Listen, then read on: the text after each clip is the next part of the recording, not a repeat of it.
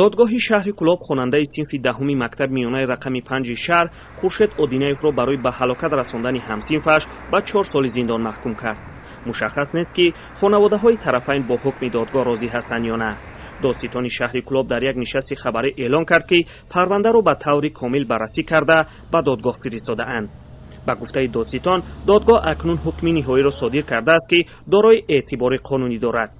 даргирӣ байни ду ҳамсинф рӯзи 31 март ҳангоме ки онҳо дар мактаб буданд рух дод.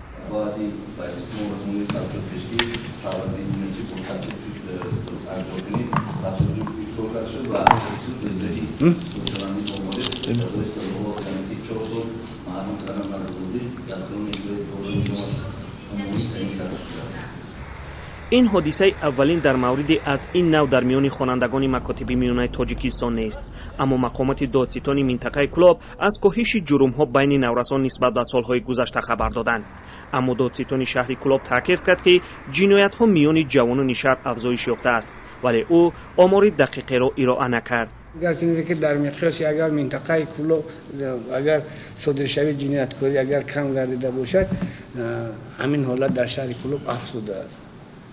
чили ки шумо қайд кардед дар ҳақиқат сабаб таҳлил амо нишон дод ки аксарият ҳамин ноболиғоне ки ҳамин даст ба содиркунӣ ҷиноят мезананд аз оилаҳои носолима. дар солҳои ахир занозанӣ миёни наврасону ҷавонон боис ба куштаву захмӣ шудани теъдоди зиёде аз донишомӯзон шудааст. дар чунин занозаниҳо ҷавонон гоҳе аз корду силоҳҳои дигар истифода мекунанд. дар моҳи январ додгоҳи олии тоҷикистон як ноболиғро ба далели даст доштан дар қатли ҳамсолаш ба 11 соли зиндон маҳкум кард. ин донишомӯз ки дар синфи 8 таҳсил мекард ба авбошӣ ва куштор гунаҳгор шинохта шуд. додситони кулли тоҷикистон дар баёние эълон кард ки ҳодиса ба далели даргирии гурӯҳӣ байни хонандагони синфҳои 8 ва 9 як мактаби ноҳияи рӯдакӣ ва ҳам як муассисаи таълимии шаҳри Душанбе рух додааст. занозании хонандагон дар рӯи пули дарёи Элок дар ноҳияи рӯдакӣ сурат гирифта бо кордкашӣ анҷом ёфтааст.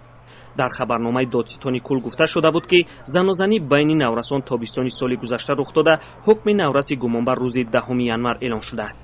дар ин занозанӣ Колдешев А хонандаи синфи 8 мактаби рақами 15 ноҳияи рӯдакӣ аз зарби корд дар қафаси синааш хӯрда ба ҳалокат расидааст.